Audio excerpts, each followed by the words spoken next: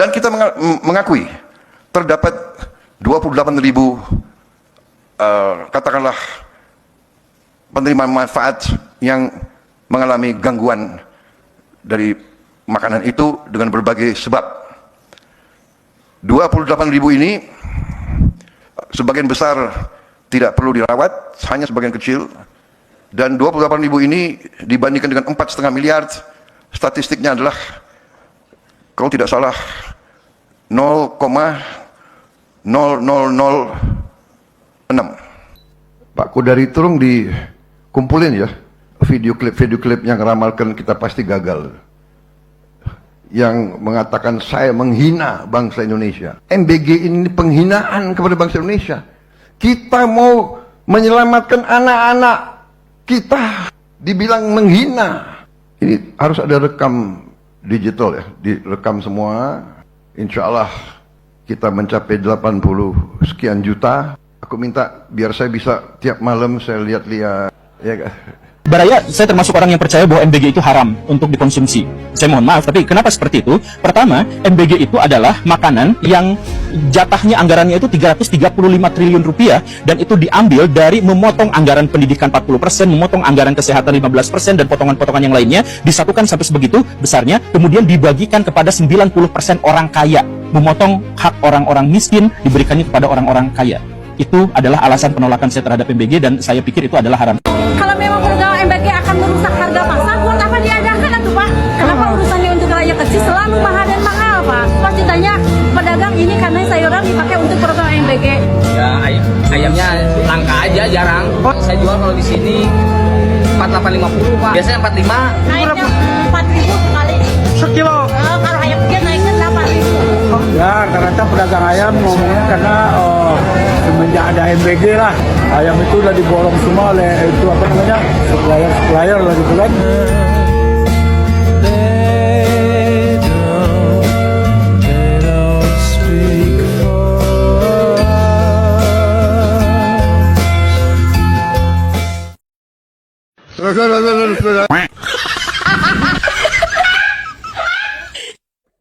Kalau saya bisa jadi presiden di mana harga turun, harga pangan turun, harga pupuk turun, harga benih turun, harga untuk rakyat kita.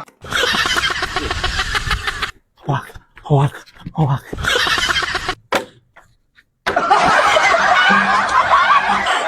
Assalamualaikum warahmatullahi wabarakatuh. Program Presiden Prabowo makan bergizi gratis benar-benar mendapat sorotan dari masyarakat maupun netizen di sosial media ya. Tidak hanya masyarakat biasa aja, mulai dari mahasiswa, tokoh-tokoh masyarakat ya, rakyat biasa mengkritik ya masalah MBG ini penuh dengan polemik, dan bahkan ya Ketua BEM UGM mengatakan 335 triliun itu bukan makan bergizi gratis tapi maling berkedok gizi.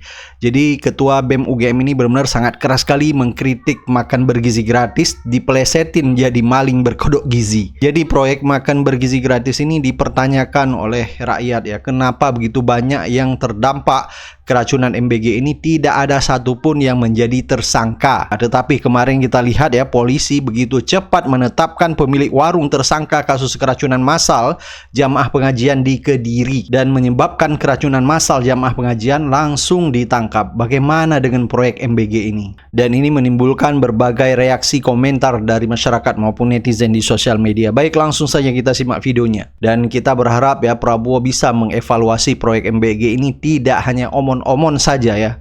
Prabowo Subianto maling berkedok gizi. Apakah 82 juta anak-anak Indonesia itu butuh MBG?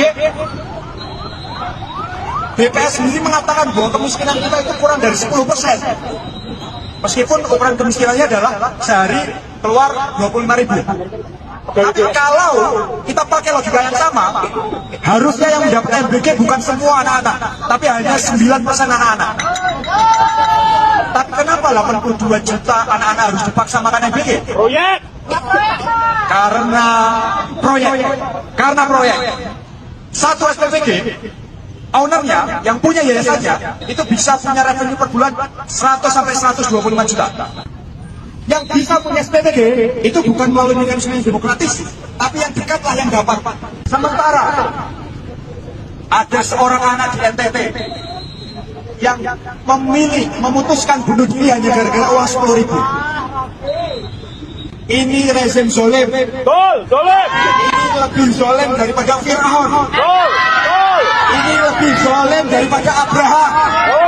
Ini lebih zolim daripada Namrud.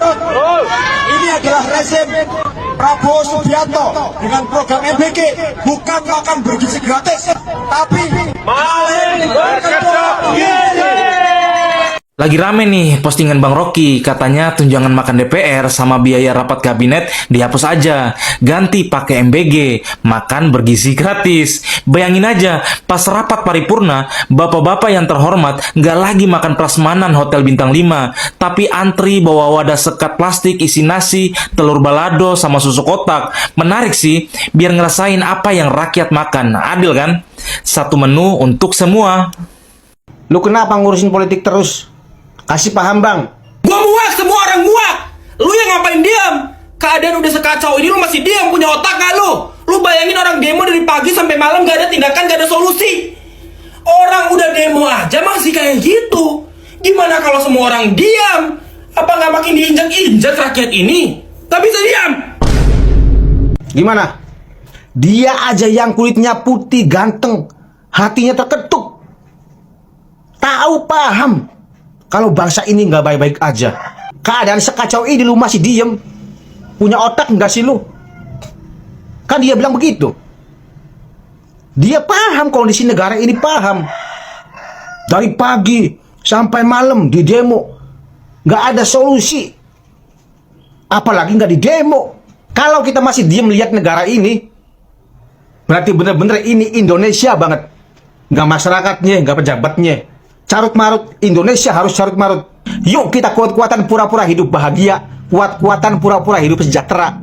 Oke, ini baru Indonesia banget. Indonesia itu harus carut marut. Ini Indonesia harus carut marut. Ini Indonesia harus semrawut. Ayolah kita pura-pura hidup bahagia. Ayolah kita pura-pura hidup Jokowi.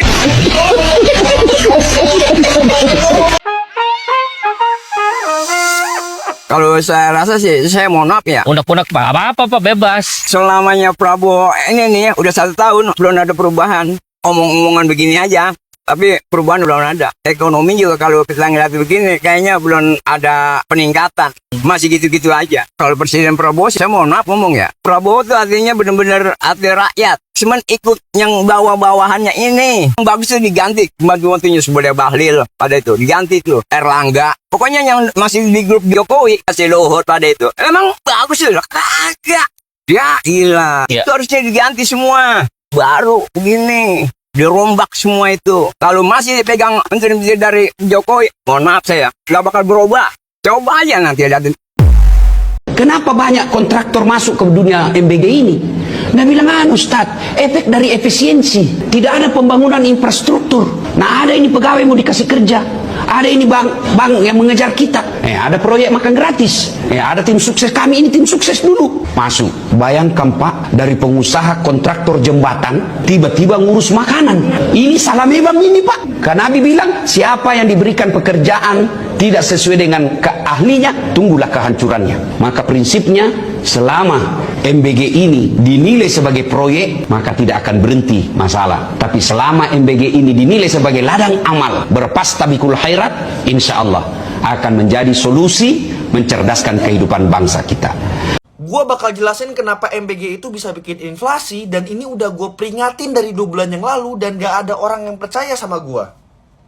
Kita mengacu pada rumusnya low demand and supply. Kalau misalkan demandnya tinggi, supply-nya nggak ada, ya harganya pasti bakal naik. Penerima dari MBG ini 36,7 juta anak. Sedangkan demand yang kita punya itu jadi tinggi. Supply bahan pokoknya nggak diikut dibarengin oleh pemerintah. Ya pasti makan siangnya gratis, makan malamnya pasti mahal. Dan nggak cuman itu doang, terjadi yang namanya monopsoni. Apa itu bang monopsoni? Monopsoni adalah monopoli pembeli. Jadi penjual ini hanya menjual kepada satu pembeli, yaitu SPPG, SPPG-nya MBG.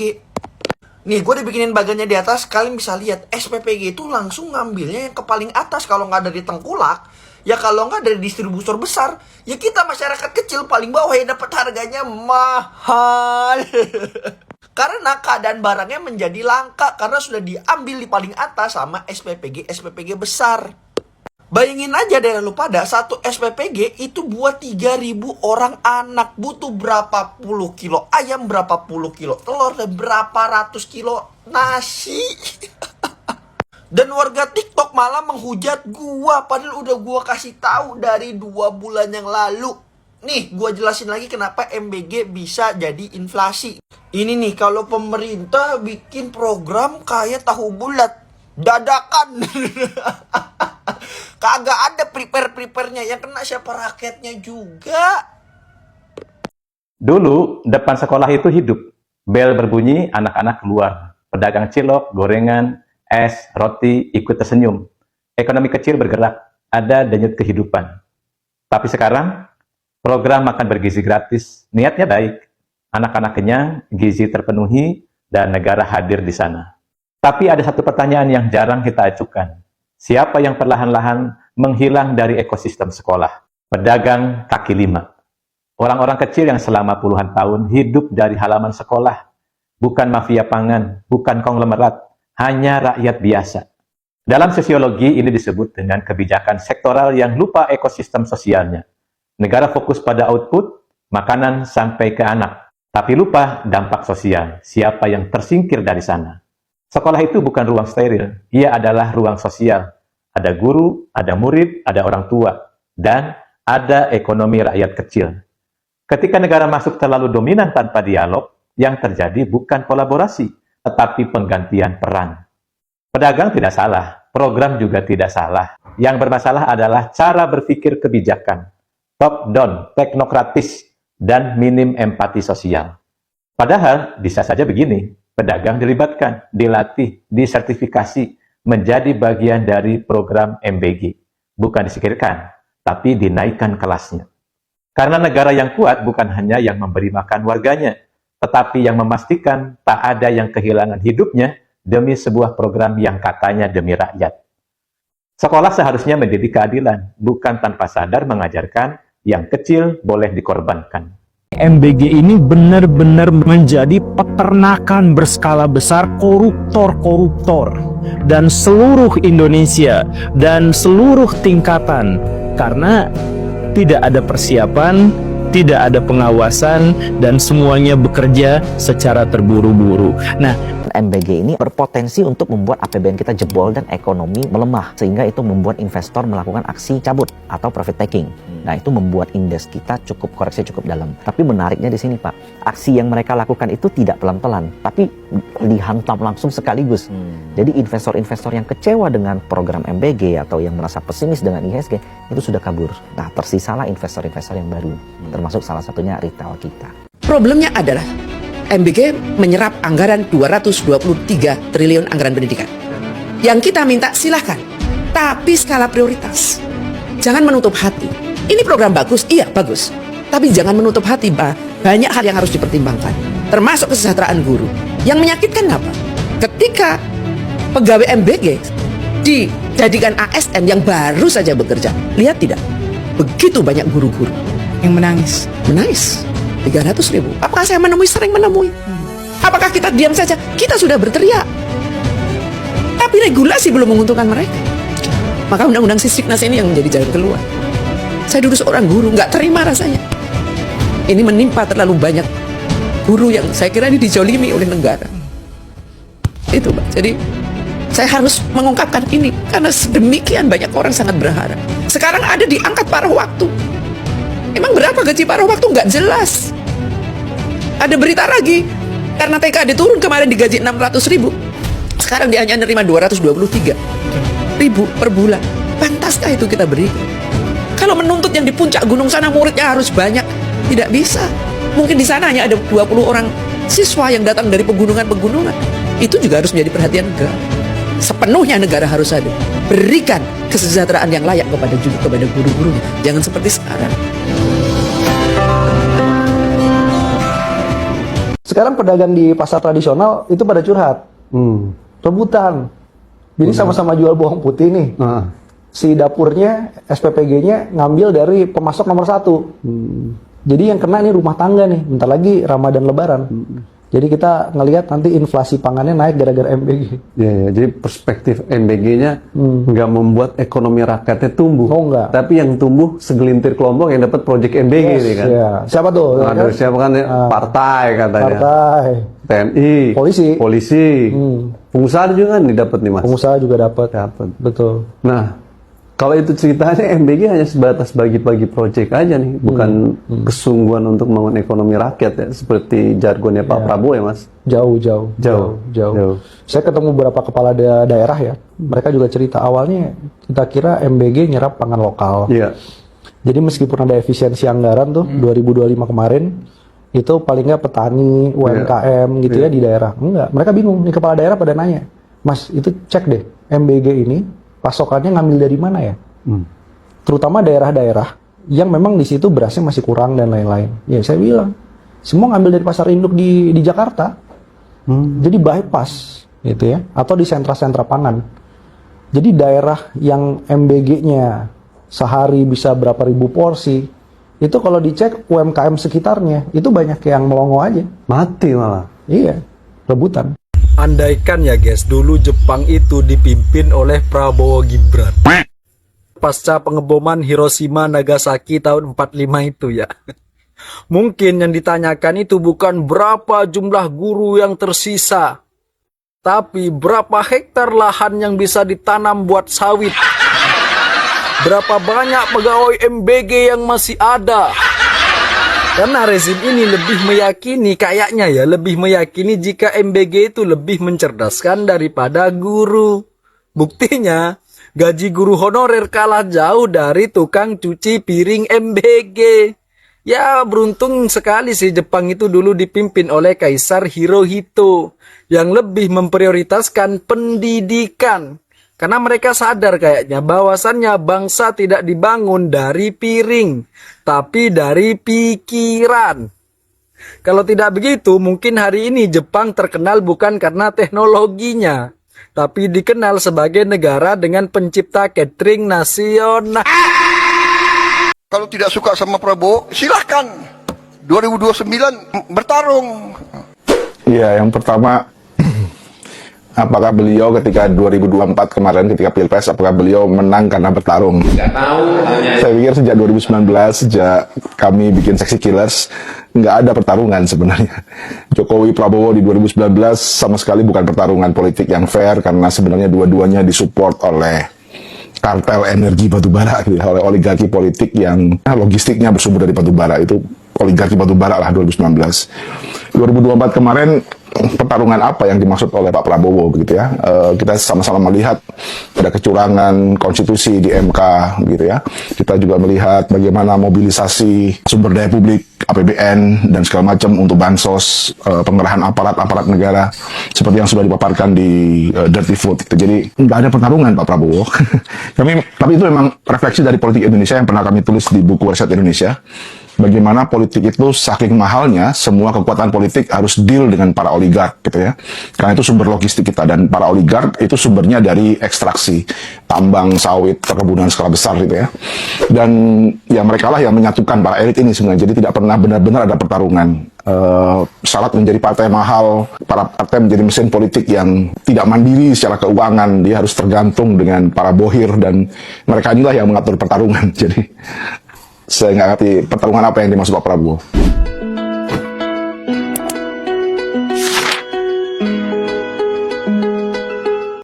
Sungguh-sungguh merasa bahagia, saya merasa gembira,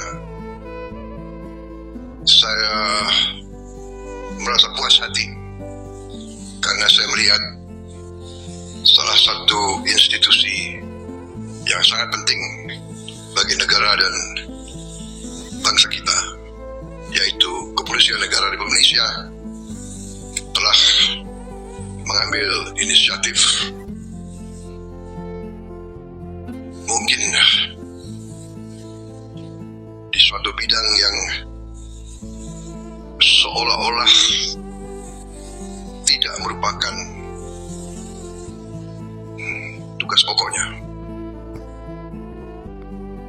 Mutar sana, mutar sini. Aduh, ampun kita. Gampang saja kan? Kalau cuma ambil hati presiden, ya, walaupun bukan tugas pokoknya polisi atau Polri, bangun saja itu, ya, dapur MBG, ya, sudah selesai. Akhirnya semua pejabat fokusnya ke MBG, sampai-sampai Menteri Perencanaan Pembangunan Nasional bilang MBG jauh lebih penting daripada lapangan kerja. Udah semua pejabat dicekokin urusan ambil hati presiden dengan bagaimana ikut ambil bagian dalam proyek MBG. Sederhananya begitu. Hanya kasih makan satu kali dalam satu hari, semua instrumen negara ini, tidak Polri, tidak TNI, tidak semua kementerian, semua repot, tidak semua partai, semua keroyok MBG. Hanya untuk makan satu kali. Negara dibuat repot dan dihabiskan duitnya begitu banyak. Kebayang nggak? Kayak gini terus kita mimpi mau jadi negara maju. Halo cuy, mungkin kalian udah pada lihat ya artikel terkait ini. Dan menurut keyakinanku nggak ada dari kalian yang jadi respondennya. Lalu ada juga nih survei ini. Siapa yang jadi respondennya? Kita nggak ada yang tahu. Entah hanya pegawai SPPG itu yang disurvei, yang nggak tahu juga ya. Lantas, apakah responden saat kita akan melakukan survei itu harus dipilih-pilih? Baiknya acak untuk menjaga objektivitas. Atau kalaupun dipilih-pilih, bisa juga, tapi dasar pemilihannya itu dipilih responden yang kompeten dalam pokok bahasan yang sedang disurvei. Supaya hasil survei yang didapatkan bukan hanya untuk menyenangkan pihak-pihak tertentu doang, tapi survei berfungsi sebagaimana mestinya, yang salah satu fungsinya itu sebagai bahan evaluasi kebijakan atau program. Bagaimana evaluasi jadi tepat sasaran atau suatu program dianggap efektif jika survei yang dilakukan itu manipulatif. Lalu untuk mengidentifikasi masalah, gimana agar seobjektif mungkin melihat permasalahan, tidak dikaburkan dengan ajas-ajas kepentingan pribadi atau golongan. Lalu salah satunya juga lagi ya, untuk pengambilan keputusan, gimana agar keputusan yang diambil setelahnya itu bisa tepat sasaran. Jadi responden dipilih atas dasar kepentingan hasil survei yang seobjektif mungkin dan yang sebenar-benarnya, bukan dipilih untuk mendapatkan hasil survei yang dipakai untuk menyenangkan hati doang. Karena aku bingung juga ya kan, kok bisa gitu keluar hasil jawaban puas atau bahkan sangat puas, sementara ada itu di sekitar kita anak yatim piatu yang harus jualan kerupuk sepulang sekolah untuk menghidupi dia sendiri dan 3 adiknya. Ada orang-orang ya yang lagi cuci darah diberhentikan proses pelayanan kesehatannya. Ada guru P3K yang sisa gajinya 15.000 doang ya setelah dipotong BPJS. Ada 1.200 lebih kasus keracunan MBG itu hanya dari awal 2026 sampai dengan saat ini. Baru berjalan sebulan lebih dikit ya. Lalu ada yang pandangannya kosong di depan jasad anaknya karena bingung nggak punya biaya pemakaman. Bukan cuma yang hidup, yang mati pun masih tersiksa kau pikir. Astagfirullahaladzim ya Allah. Menurut keyakinanku pemimpin-pemimpin di negara ini nggak percaya hari pembalasan. Nauzubillah min dzalik. Teman-teman ngerasa nggak sih makin kesini kebijakan Pak Prabowo Subianto ini makin jauh dari harapan dan bertentangan dengan kepentingan rakyat? Rasa-rasanya tuh sungguh ironi aja gitu ketika ada pejabat publik yang jelas pernah melakukan kekacauan di Republik ini, lalu berulang kali melakukan kesalahan yang sama bahkan mengancam nyawa manusia, kinerjanya dipertanyakan, justru malah dianugerahi bintang Mahaputra dan diberikan karpet merah. Dan katanya Pak Presiden Prabowo Subianto ini sangat terbuka dengan kritik, tetapi justru faktanya sangat anti kritik. Dan ketika ada masukan-masukan dan saran dari publik, yaitu hanyalah dianggap angin lalu gitu, bahkan menantang kepada publik yang kritis. Jadi sikap bernegara yang benar itu tentu tidak terus-menerus menyangkal, denial, merasa diri paling benar, tetapi justru bagaimana mau berbenah dan mau mendengarkan, karena mendengarkan itu adalah kemampuan terbaik dalam komunikasi. Dan semua yang dilakukan itu selalu atas nama rakyat. Ya pada faktanya itu hanyalah omon-omon aja gitu, karena realitas politik yang terjadi yang tampak nyata dan itu ternyata adalah menyalahgunakan suara rakyat untuk mementingkan politik kekuasaan, mementingkan kepentingan kroni-kroni kelompoknya dan diri sendiri. Ya semua pada akhirnya kita merasa apa ini ya yang diprioritaskan oleh Pak Presiden ini sekarang. Gimana menurut pendapat teman-teman? Program makan bergizi gratis adalah salah satu program paling denial yang pernah gue lihat secara langsung. Orang lupa bahwa kebijakan itu berhasil bukan hanya karena niat baik, tapi karena kerja baik. Mungkin niat MBG baik, ngapus stunting, hapus kelaparan dan sebagainya.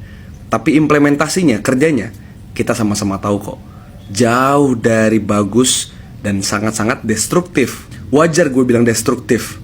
Bayangin ya, anggaran pendidikan kita 20% sesuai amanat konstitusi yang harusnya dipakai untuk memenuhi pendidikan tingkat dasar sampai tingkat tinggi. Akhirnya harus dibagi dengan dana 200 triliun lebih makan bergizi gratis. Dikala kita sama-sama tahu sarjana kita cuma 10%, bandingin sama Jepang kita jauh banget. Dikala kita tahu angka putus sekolah kita tinggi, dikala kita tahu guru kita belum sejahtera, sekolah kita belum sejahtera, dan bisa-bisanya anggaran pendidikan dipotong. Dalilnya ntar anggaran pendidikan kan sekarang udah dinaikin. Sekarang udah bukan bicara nominal, sekarang bicara dampak, bicara keterukuran dari kebijakan. Kemudian BGN bantah, enggak, kita nggak pakai anggaran pendidikan, cut that stupid shit lah. Kita nggak butuh statement doang, kita butuh transparansi total. Mana laporannya, mana rilisnya, mana dokumen yang publik bisa lihat, publik bisa kritisi. Buka dong, berani nggak MBG berbenah bagian sistem kayak gitu? Kenapa gue bilang denial? Karena misalnya ide publik soal ya MBG niat baik nih, taruh aja untuk mereka-mereka yang membutuhkan daerah 3T atau di kota tapi daerah yang dipilih lah, bukan untuk rata semuanya. Selalu kan dibantah lagi. Kemudian ada yang protes soal keracunan dibantah lagi. Denial banget. Seakan-akan kesalahan itu perlu dibela terus. Seakan-akan publik yang mengkritisi sama dengan membenci, itu kan aneh.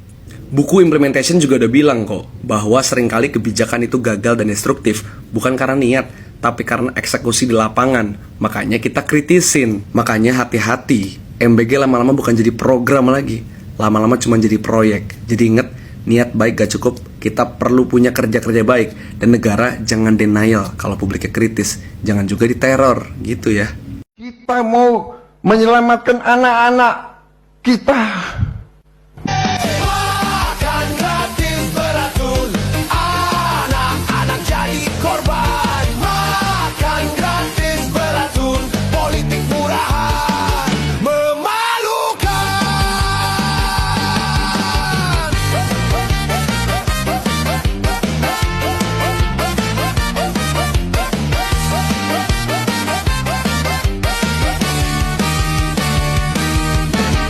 Man kay Bernard.